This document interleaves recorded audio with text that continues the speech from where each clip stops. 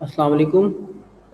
आज ACC 502 का 9th lecture है और आज के लेक्चर में आपको स्टैंडर्ड कॉस्टिंग और वेरिएंस एनालिसिस करना सिखाएंगे। वेरिएंस एनालिसिस जो है वो टू वे वेरिएंस सिखाएंगे आपको मटेरियल और लेबर का आज। और फैक्ट्री ओवरहेड का वन वे यानी ओवरऑल वेरिएंस निकालना सिखाऊंगा। इंशाल्लाह अगली क्लास में आपको फैक्ट्री ओवरहेड के टू वे वेरिएंस भी करना सिखाएंगे जो कि आइडल कैपेसिटी और स्पेंडिंग वेरिएंस कहलाते हैं। बेसिकली कुछ इस तरह से सिलसिला है वेरिएंस एनालिसिस का कि हमें कोई ऑर्डर अगर मिलता है कोई प्रोडक्ट को मैन्युफैक्चर करने के लिए, तो हम पहले से उसका एक एस्टिमेट लगा के रखते हैं कि हमें अगर कोई ऑर्डर मिला है तो उसे फुलफिल करने में मटेरियल कितना लगेगा, लेबर कितनी लगेगी और ओवरहेड कितना लगेगा। ये फॉर एग्जांपल 1000 यूनिट मैन्युफैक्चर करने का आपको ऑर्डर मिलता है और आपने आपने पहले जो इससे पहले जो 1000 यूनिट्स बनाए थे या पहले जो 1000 यूनिट्स आप बनाते रहे हैं उस पर मटेरियल की कुछ क्वांटिटी लगती रही और मटेरियल लगता रहा, मटेरियल की कुछ कॉस्ट आती रही, लेबर की कुछ कॉस्ट आती रही, ओवरहेड की कुछ कॉस्ट आती रही। तो आपने ये किया कि उस प्रोडक्ट को बनाने 1000 यूनिट्स को बनाने के लिए आपने जो पहले से आपने एक एस्टिमेट करके रखा हुआ था उतना मटेरियल सप्लाई कर दिया प्रोडक्शन को, उतनी लेबर जो है अवेलेबल कर दी प्रोडक्शन के लिए और उतना ओवरहेड जो है वो अवेलेबल कर दिया प्रोडक्शन के लिए। उसके बाद फिर जब आप प्रोडक्ट बना लेते हैं तो आप ये देखते हैं कि आपने अपने जो एस्टिमेट किया था, ये जो आपने स्टैंडर्ड सेट किया था, उस स्टैंडर्ड्स के मुकाबले में मटेरियल ज़्यादा लगा है या कम लगा है, लेबर ज़्यादा लगी है या कम लगी है और ओवरहेड जो है वो ज़्यादा उससे आपके एस्टिमेट से ज़्यादा ओवरहेड लगा है या कम लगा है। डेफिनेटली अगर आपने ये तीनों कॉस्ट अपने स्टैंडर्ड से ज़्यादा इनपुट किए हैं तो उसका मतलब ये है कि आप अपने जो है वो अनफेवरेबल कंडीशन में है, एडवर्स कंडीशन में है, आपकी कॉस्ट बढ़ेगी इस तरह से होने से।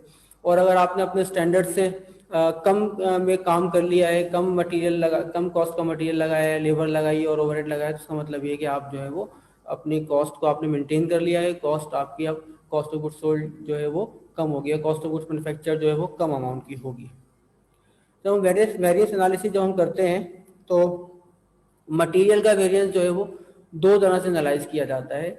एक तरीकाकार मटेरियल के वेरिएंस, एक एक तो सिंपल सी बात तो एक ये है कि वेरिएंस एनालिसिस करने के लिए एक तरीकाकार तो ये है कि आपने फॉर एग्जांपल 1000 यूनिट्स बनाने हैं और 1000 यूनिट बनाने के लिए 10,000 रुपये का मटेरियल चाहिए। अब आप ये देखें कि 10,000 के बजाय 12,000 का मटेरियल लगा दिया आपने अगर, तो उसका मतलब है कि आपने 2,000 रुपये का मटेरियल एक्सेस लगा दिया, आपकी कॉस्ट 2,000 रुपये से बढ़ जाएगी। और एक यानी आप टोटल कॉस्ट ऑफ मटेरियल को कंपेयर करते हैं स्टैंडर्ड और एक्चुअल में। इसी तरह से लेबर के साथ होता है और इसी तरह ओवरहेड के साथ होता है। इसके अलावा एक तरीका ये भी होता है कि आप मटेरियल को दो हिस्सों में, मटेरियल का वेरिएंस दो तरीके से आप कैलकुलेट करें।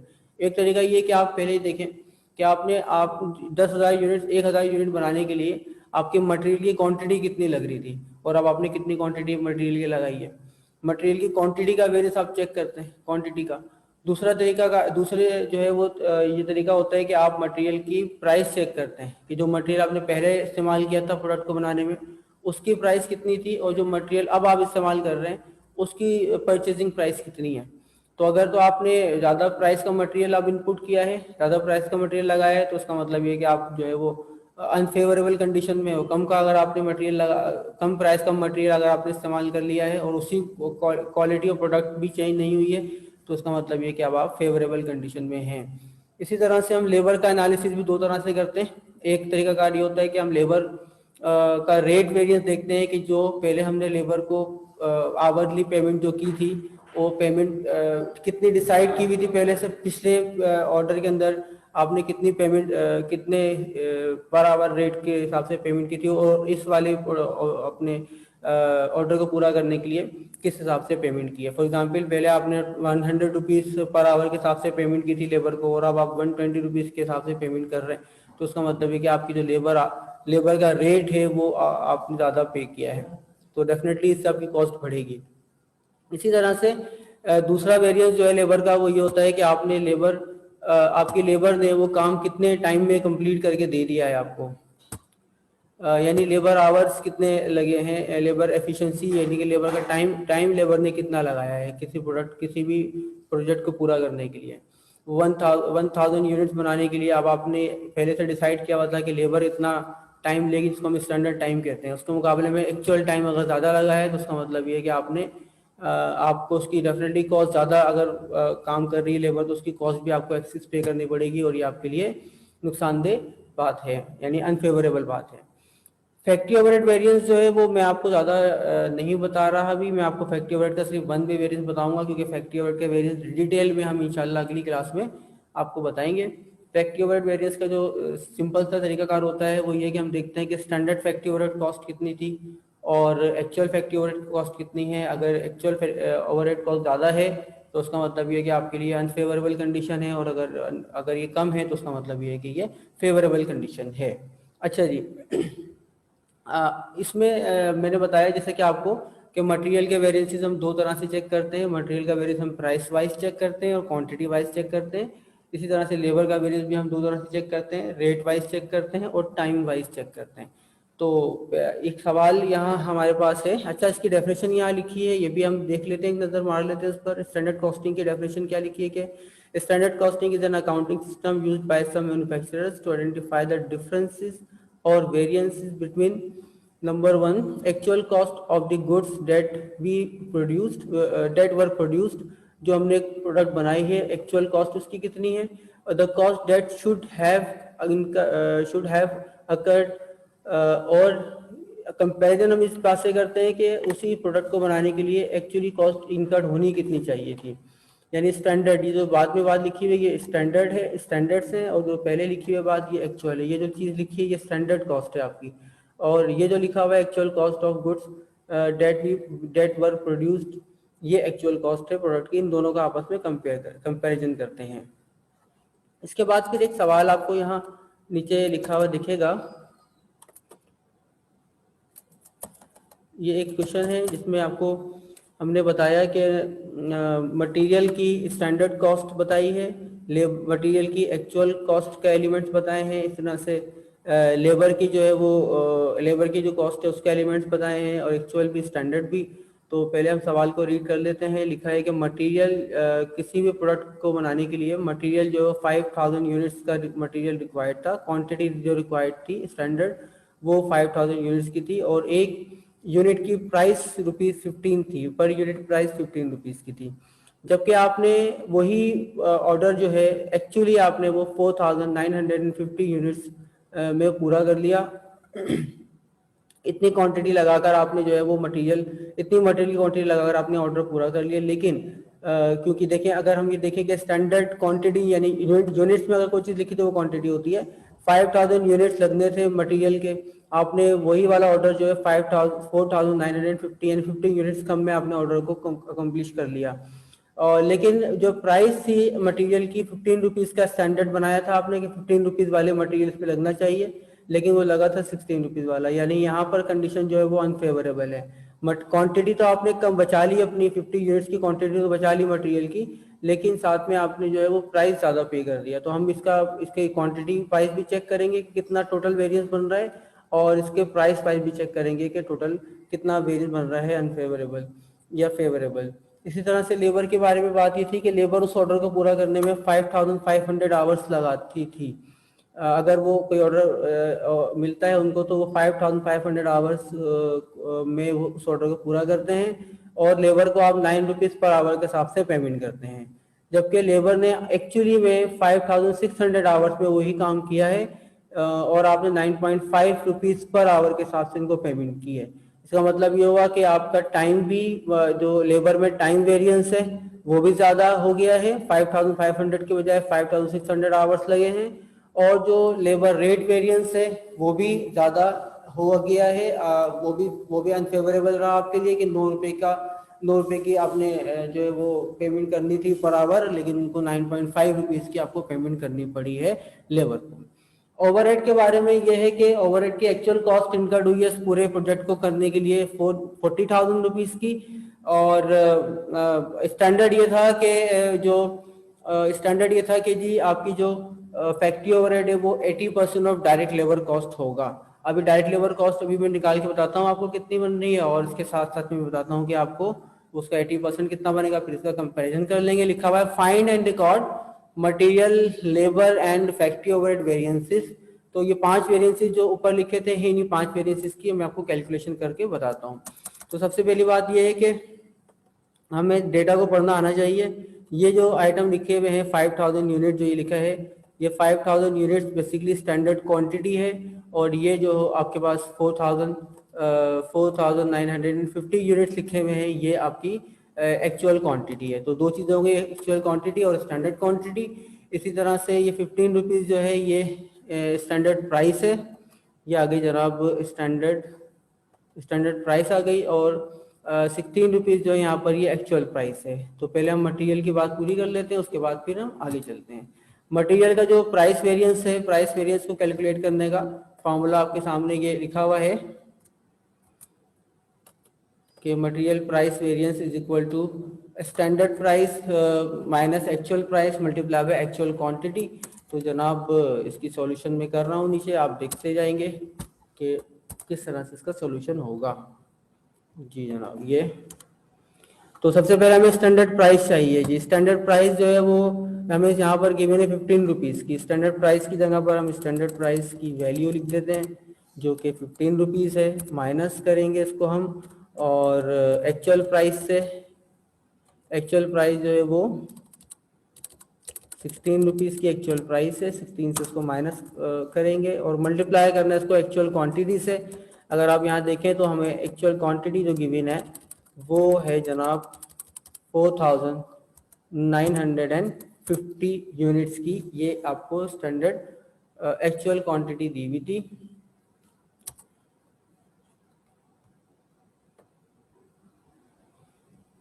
अच्छा जी, तो जब आप उसको सॉल्यूशन करते हैं कम्प्लीटली तो ये बनता कुछ है इस तरह से कि ये 4000 पहले 15 में से 16 को माइनस करेंगे, -1 आंसर आएगा। फिर इसको मल्टीप्लाई करेंगे 4950 से, तो आपके पास जो आंसर आएगा 4950 ही आएगा। माइनस का माइनस लिखने की ज़रूरत नहीं है, बल्कि आपने यहाँ आगे मेंशन करना है कि ये फेवरेबल वेरिएंस है या अनफेवरेबल वेरिएंस है।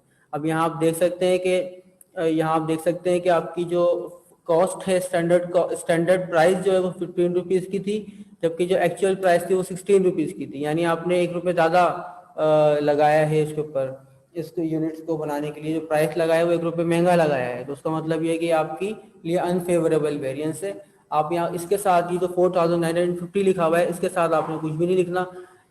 लिखें तो कोई मतलब नहीं है, माइनस लगाए ना लगाए, लेकिन यहाँ पर आपको साथ में लिखना पड़ेगा कि ये अनफेवरेबल वेरिएंस है, क्योंकि आपकी कॉस्ट इससे जो है वो बढ़ रही है। इसके इनकर्ड होने से आपकी कॉस्ट में इजाफा हो रहा है। ये हो गया जनाब अनफेवरेबल वेरिएंस। इसको हम अपने पास मटेरियल प्राइस वेरिएंस जो है वो अनफेवरेबल हो गया है। और अब चलते हैं अगले वेरिएंस की तरफ, और अगला वेरिएंस जो है वो मटेरियल क्वांटिटी वेरिएंस है। क्वांटिटी वेरिएंस जो है वो कैलकुलेट करते हैं। इसके लिए हमें स्टैंडर्ड क्वांटिटी चाहिए और एक्चुअल क्वांटिटी चाहिए, उसे हम मल्टीप्लाई करेंगे स्टैंडर्ड प्राइस से।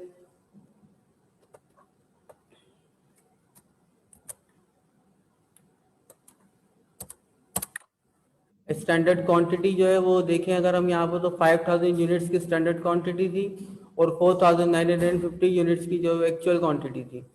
तो स्टैंडर्ड क्वांटिटी की जगह पर स्टैंडर्ड क्वांटिटी की वैल्यू लिख देता हूँ मैं, जो कि आ रही है 5000, और एक्चुअल क्वांटिटी की जगह पर मैं लिख देता हूँ एक्चुअल क्वांटिटी की एक्चुअल वैल्यू, और वो है जनाब 4950। जबकि स्टैंडर्ड प्राइस अगर आप देखें तो ये 15 रुपीज़ का स्टैंडर्ड प्राइस कर्सर यहाँ पर मैंने कर दिया, लिखा होगा आपको कि स्टैंडर्ड प्राइस जो है वो 15 रुपीज़ का लिखा हुआ आ रहा है। इसे हम 15 रुपीज़ से मल्टीप्लाई करते हैं। अब ये देख सकते हैं कि क्योंकि एक्चुअल स्टैंडर्ड की जो यूनिट, स्टैंडर्ड की क्वांटिटी जो थी वो 5000 यूनिट्स की थी और एक्चुअल क्वांटिटी 4950 यूनिट्स है। इसका मतलब ये कि आपने कम यूनिट्स लगाकर अपनी प्रोडक्ट को कंप्लीट कर लिया है। तो डेफिनेटली जब कम यूनिट बनाए हैं, कम यूनिट लगाए हैं, तो उसका मतलब ये कॉस्ट भी कम आई होगी। तो जो वेरिएंस अभी निकल कर आने वाला है, ये वेरिएंस जो है वो फेवरेबल वेरिएंस होगा। और ये कितना वेरिएंस आएगा इसकी मैं कैलकुलेशन करके दे देता हूँ आपको कि 5000 में से आप माइनस करेंगे 4950, तो 50 रुपीज़ बाकी बचेंगे। इसको मल्टीप्लाई कर दीजिए 15 से, तो बाकी बचे 750। तो आपका वेरिएंस जो आ रहा है जनाब यहाँ पर वो 750 का आ रहा है, और ये आपके लिए एक फेवरेबल वेरिएंस है।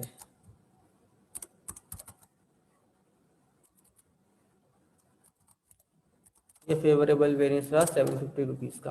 तो ये दो वेरिएंसेस हो गए हैं, एक मटेरियल प्राइस वेरिएंस हो गया, एक मटेरियल क्वांटिटी वेरिएंस हो गया। इसका तरीकाकार हमेशा से यही होता है, अब आपने फॉर्मूले अच्छे से याद कर लेने और डेटा के ऊपर गौर रखना है आपने। अच्छा, इसके बाद फिर बारी आती है लेबर रेट वेरिएंस की, और लेबर एफिशिएंसी या टाइम वेरिएंस या आवर्स वेरिएंस भी इसको कहते हैं। इसकी बारी आती है, तो हम जो है लेबर के रेट वेरिएंस और आवर्स वेरिएंस अभी कैलकुलेट करते हैं। इसके लिए हमें समझना यहाँ पर ये पड़ेगा कि जो लेबर का रेट वेरिएंसेस में हमें स्टैंडर्ड रेट चाहिए। देखिए लेबर की ये सारी की सारी जो दो चीज़ें हैं ये लेबर से रिलेटेड हैं। ये मैंने इसको,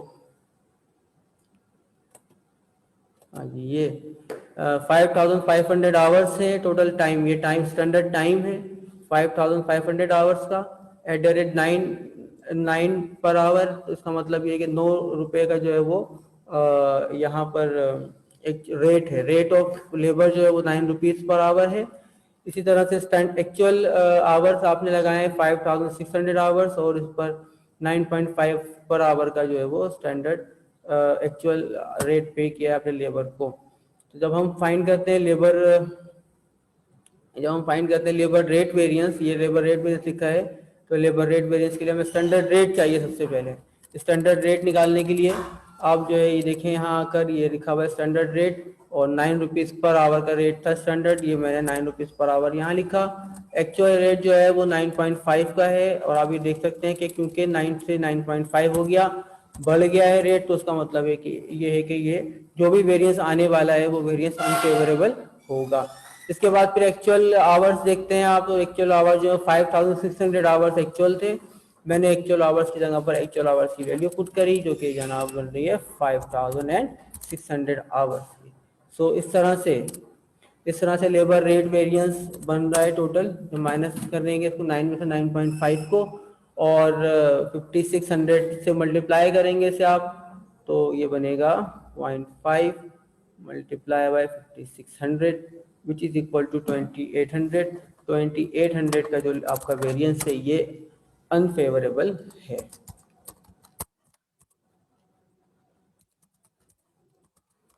ये जनाब आ गया आपका अनफेवरेबल वेरिएंस। और इसके बाद फिर अच्छा लेबर रेट वेरिएंस भी अनफेवरेबल आया। इसके बाद फिर बारी आती है लेबर टाइम वेरिएंस की। तो लेबर टाइम वेरिएंस या लेबर आवर्स वेरिएंस भी कहते हैं इसको, और लेबर एफिशिएंसी वेरिएंस भी कहते हैं। लेबर आवर्स वेरिएंस या एफिशिएंसी वेरिएंस निकालने के लिए आपको ये इसका फार्मूला यहाँ पर लिखा हुआ है कि स्टैंडर्ड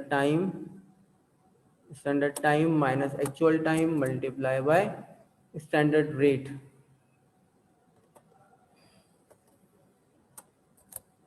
तो जनाब स्टैंडर्ड टाइम सवाल में कितना दिया हुआ है, मैं ये दिखा देता हूँ आपको सवाल। ये देखिए स्टैंडर्ड टाइम जो है वो 5500 आवर्स है, टाइम हमेशा आवर्स में या मिनट्स में दिया होगा, और एक्चुअल आवर्स जो है वो एक्चुअल टाइम जो 5600 आवर्स है। 5500 एंड 5600, तो 5500 यहाँ मैं स्टैंडर्ड टाइम डालता हूँ पहले 5500, और ये आगे जनाब 5600। अब हमें चाहिए स्टैंडर्ड रेट ऑफ लेबर। तो लेबर का स्टैंडर्ड रेट जो है वो ये लिखा हुआ है 9 रुपीज़ पर आवर के हिसाब से आपने पेमेंट की इनको, ये रेट ऑफ लेबर है। 9 रुपीज़ से मल्टीप्लाई कर दीजिए, तो आपको का जो वेरिएंस एफिशिएंसी वेरिएंस है ये मालूम हो जाएगा, या टाइम वेरिएंस मालूम हो जाएगा। और अभी देख सकते हैं कि 5500 का जो है वो स्टैंडर्ड आवर्स 5500 थे, लेकिन आपने वही काम 5600 आवर्स से पूरा किया है, क्योंकि ज़्यादा आवर्स लगा लिए आपने, ज़्यादा टाइम लगाया है आपने प्रोडक्ट को बनाने के लिए। तो उसका मतलब ये है कि इसकी वजह से आपकी कॉस्ट इंक्रीज होगी, और ये आपके लिए अनफेवरेबल वेरिएंस होगा। तो जब हम इसे कैलकुलेट करते हैं तो ये जनाब बनता है 900 रुपीज़। 900 रुपीज़ का जो ये वाला वेरिएंस है ये अनफेवरेबल रहेगा। ये रहा जी अनफेवरेबल 9000। एफिशिएंसी वेरिएंस जो है वो अनफेवरेबल है 900 रुपीज़ का अनफेवरेबल है। ओके, इसके बाद फिर लास्ट वाला जो वेरिएंस है वो लास्ट वाला जो वेरिएंस है वो फैक्ट्री ओवरहेड वेरिएंस है। फैक्ट्री ओवरहेड वेरिएंस कैलकुलेट करना है आपने, तो उसके लिए आपको ये स्टैंडर्ड कॉस्ट यहाँ पर दी भी नहीं है। फैक्ट्री ओवरहेड की स्टैंडर्ड कॉस्ट यहाँ दी भी नहीं है, तो पहले हम स्टैंडर्ड कॉस्ट फैक्ट्री ओवरहेड की फाइंड कर लेते हैं। 80% ऑफ डायरेक्ट लेबर कॉस्ट है, हमें डायरेक्ट लेबर की कॉस्ट पहले फाइंड करनी पड़ेगी, फिर हम स्टैंडर्ड कॉस्ट फाइंड कर लेंगे। तो यहाँ पहले मैं जो है ना वो फैक्ट्री ओवरहेड की स्टैंडर्ड कॉस्ट निकाल के दिखाऊँ आपको।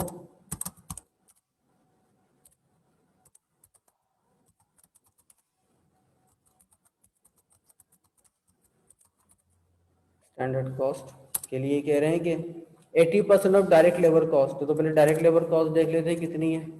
डायरेक्ट लेबर कॉस्ट, यहाँ कॉस्ट तो दी हुई है डायरेक्ट लेबर की, यहाँ लिखा हुआ है 5500 आवर्स काम किया है, 9 रुपीज़ पर आवर के हिसाब से पेमेंट की थी। 5500 मल्टीप्लाई बाय 9, 5500 मल्टीप्लाइड बाय 9, ये जो है ना इनका, ये इसकी लेबर कॉस्ट हो गई है। इस लेबर कॉस्ट का अब आप निकाल लीजिए, मल्टीप्लाई कर दीजिए इसको 80% से। 80% से जो मल्टीप्लाई करने के बाद जो आंसर आएगा वो होगा इसका standard cost of factory overhead. ये अभी बताता हूँ मैं कितना बन रहा है। 5500 multiplied by 9 is equal to 49,500, और इसका निकाल लें आप 80%, तो ये बना जनाब 39,600, 39,600 रुपीज़। ये जो है ये आपके standard cost of factory overhead बन रही है, 39,600 रुपीज़ की बन रही है।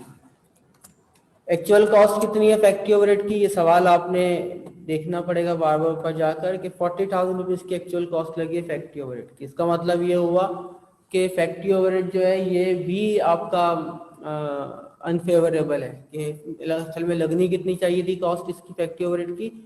असल में कॉस्ट लगनी चाहिए थी 39,600 की, लेकिन आपने लगाई है 40,000। इसका मतलब है कि 400 रुपीज़ ज़्यादा लगाए आपने फैक्ट्री ओवरहेड में। ओवरऑल फैक्ट्री ओवरहेड में 400 रुपीज़ ज़्यादा लगाएं।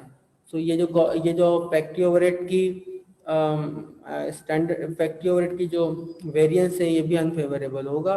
उसको हम लिख देते हैं यहाँ पर किस तरह से इसकी कैलकुलेशन होगी कि जनाब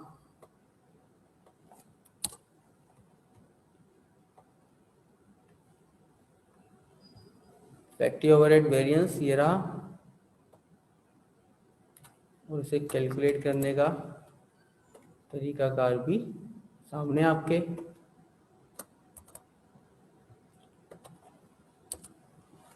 standard cost of factory overhead ये आपने लिखी हुई है 39,000 और 600, इसको माइनस करना है actual cost of factory overhead से। सिंपली इसको माइनस कर देंगे हम, तो actual cost of factory overhead जो है वो बन रही है 40,000 रुपीज़ की। इस तरह से जो आपका वेरिएंस आएगा वो 400 रुपीज़ का आएगा, और ये भी इत्तेफाक से अनफेवरेबल होगा। ठीक है जी, ये 4 वेरिएंसेस 5 वेरिएंसेस मैंने आपको निकालना बता दिए। ये 5 वेरिएंसेस हैं, जिसके अंदर से कि मटेरियल का प्राइस वेरिएंस जो है वो भी अनफेवरेबल आ रहा है, मटेरियल का क्वांटिटी वेरिएंस जो है वो फेवरेबल है, लेबर का रेट वेरिएंस जो है वो अनफेवरेबल है, लेबर का एफिशिएंसी या टाइम वेरिएंस जो है वो भी अनफेवरेबल है, और फैक्ट्री ओवरहेड वेरिएंस जो है वो भी अनफेवरेबल है। तो एक फेवरेबल आ रहा है, बाकी सारे के सारे अनफेवरेबल आ रहे हैं। अब इसकी जो अपने जर्नल्स के अंदर रिकॉर्डिंग एंट्री बनती है, वो रिकॉर्डिंग एंट्री बता देता हूँ आपको कि आप रिकॉर्डिंग एंट्री किस तरह बनाते हैं इसकी। तो जनाब अली, इसके लिए आप जो है वो जर्नल की एक स्केचिंग कर लीजिएगा साफ सुथरी सी करके, तो आपको जो है वो इसकी एंट्रीज समझ आएंगी। फिर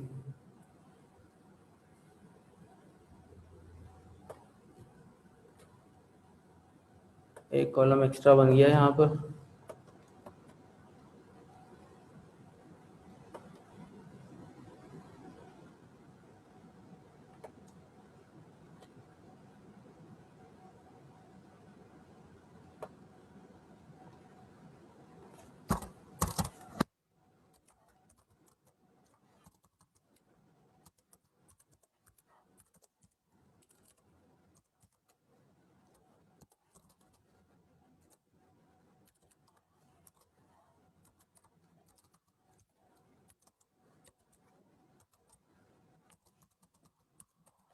तो बेटा इसकी एंट्री करने का सिंपल सा तरीका होता है, बहुत सिंपल। वो ये कि जितनी भी स्टैंडर्ड कॉस्ट है अपने पास, नोट कर लीजिए मेरी बात को, इस पॉइंट को नोट कर लीजिए, कॉपी पर लिख लीजिए कि जितनी भी स्टैंडर्ड कॉस्ट है वो डेबिट होती है, जितना भी अनफेवरेबल वेरिएंस है वो डेबिट होता है, जो भी फेवरेबल वेरिएंस है वो क्रेडिट होता है, और जो भी एक्चुअल कॉस्ट है वो क्रेडिट होती है। तो उस तरह से स्टैंडर्ड कॉस्ट और अनफेवरेबल वेरिएंस को डेबिट करेंगे, एक्चुअल कॉस्ट और फेवरेबल वेरिएंस को क्रेडिट करेंगे। ये इसका सिंपल सा एक तरीकाकार होता है। और आप इसको देखें किस तरह से, जनाब अली, ये लिखा हुआ है स्टैंडर्ड, यहाँ पर मटेरियल के बारे में लिखा है कि 5000 यूनिट बनाए हैं आपने, 5000 यूनिट से 15 रुपीज़ का एक यूनिट था, 5000 यूनिट लगाए हैं आपने। तो जनाब ये बना कुछ इस तरह से कि पहले मैं लिखूँ ताकि मैं भूल ना जाऊँ। 5000 मल्टीप्लाई बाय क्या था, क्या था जी, 15 रुपीज़ था, 15 रुपीज़ था। तो ये 15 से इसको मल्टीप्लाई कर देते हैं, 5000 मल्टीप्लाई 15 करेंगे आप। और इसको डेबिट किस अकाउंट में करेंगे, इसके लिए जो हम अकाउंट इस्तेमाल करते हैं वो होता है work in process account. Work in process account debit हो रहा है, 5000 को मल्टीप्लाई करते हैं तो 75,000 रुपीज़ इसका आंसर होगा। 75,000 रुपीज़ डेबिट हुए। अच्छा जी, अब ये देखें आप ऊपर जाकर के जो मटेरियल के वेरिएंसेस हैं उनमें से अनफेवरेबल वेरिएंस कौन सा है, तो मटेरियल का प्राइस वेरिएंस जो है वो अनफेवरेबल है, 4,950 का, 4,950 रुपीज़ ये आपने लाकर यहाँ पर डेबिट कर दिए। 4,950 डेबिट मैंने इसलिए किए हैं कि ये आपका अनफेवरेबल वेरिएंस है, और अनफेवरेबल वेरिएंस के होने की वजह से आपकी कॉस्ट बढ़ती है। कॉस्ट जब भी कभी इंक्रीज होती है तो वो डेबिट होती है, कॉस्ट जब भी कभी डिक्रीज होती है तो वो क्रेडिट होती है। तो मेरे भाई यहाँ पर आपकी जो कॉस्ट है इस अनफेवरेबल वेरिएंस की वजह से इंक्रीज हो रही है, तो मैं इसको डेबिट कर रहा हूँ। मटेरियल प्राइस वेरिएंस, ये हो गया जी डेबिट। अब आप देखें एक वेरिएंस और है मटेरियल का, वो अनफेवरेबल है क्वांटिटी, वो फेवरेबल है क्वांटिटी वेरिएंस। तो फेवरेबल वेरिएंस जो होता है वो भी आप क्रेडिट करेंगे अपने पास आकर, उसको क्रेडिट करना है। तो मैंने ये आकर थोड़ा सा इसको इंडेंट दिया, और मटेरियल क्वांटिटी वेरिएंस को ये हमने आकर जनाब क्रेडिट कर लिया।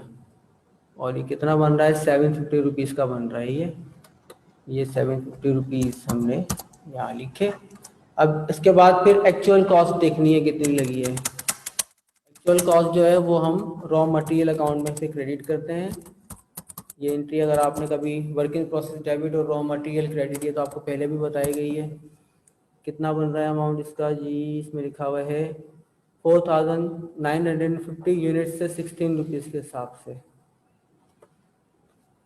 4,950 यूनिट्स थे और 16 रुपीज़ के हिसाब से ये यूनिट्स बनाए गए थे। इनको आप मल्टीप्लाई कर लीजिए दोनों को आपस में। हाँ जी, तो ये बना हाँ हाँ हाँ 16, 79,200 रुपीज़, 79,200 बना। इसको प्लस करके देख लें, ये इक्वल आना चाहिए दोनों साइड्स, डेबिट और क्रेडिट बराबर आने चाहिए। तो इसके अंदर 750 प्लस किया हमने, एक मिनट,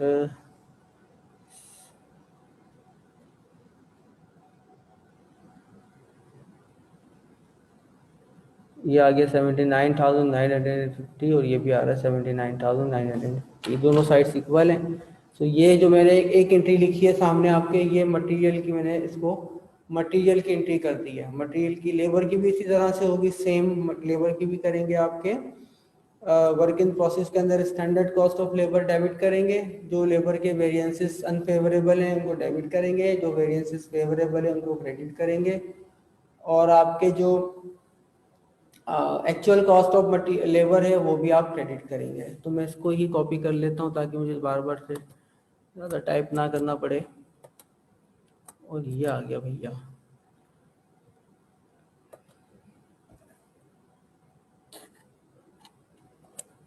ठीक है जी।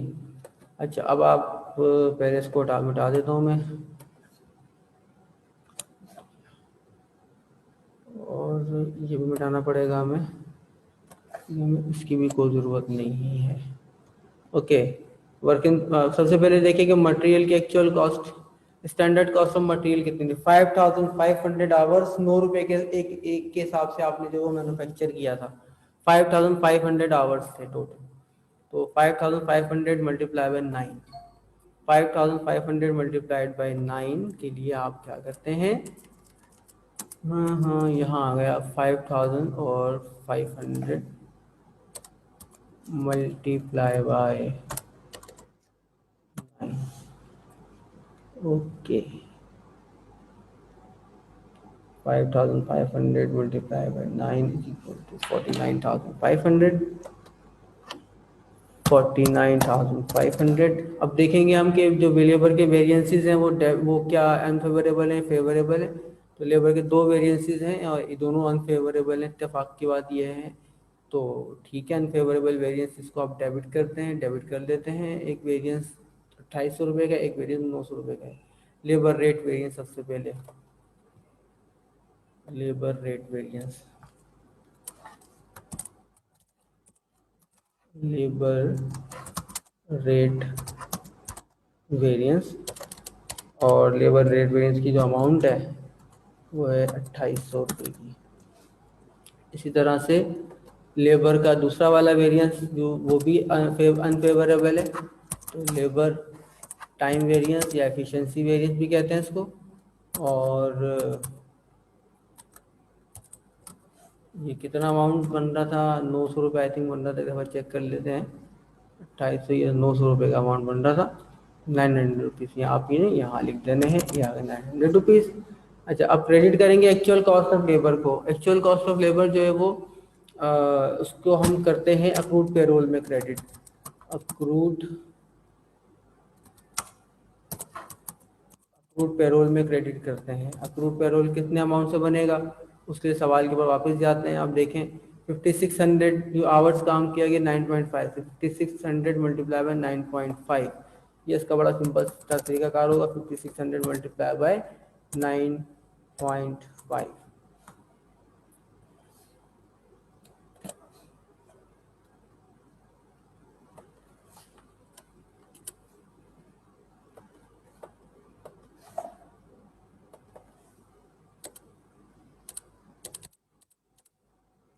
9.5 अक्रूड पेरोल 9, इसको मल्टीप्लाई करते हैं दोनों को, तो ये बना जनाब 5600 मल्टीप्लाई बाय 9.5,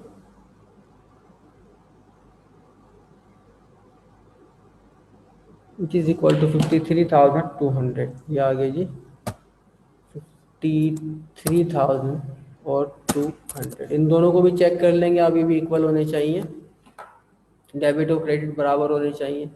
49,500 प्लस 2,800 प्लस 900, ये इक्वल आ गया 53,200 की, ये भी बराबर हो गई बात। ठीक है जी, दूसरी एंट्री के बाद फिर अब तीसरी एंट्री करेंगे आप फैक्ट्री ओवरहेड वेरिएंस की। और फैक्ट्री ओवरहेड वेरिएंस की एंट्री भी सेम इसी तरह से की जाएगी कि आप स्टैंडर्ड कॉस्ट को डेबिट करेंगे वर्क इन प्रोसेस अकाउंट में।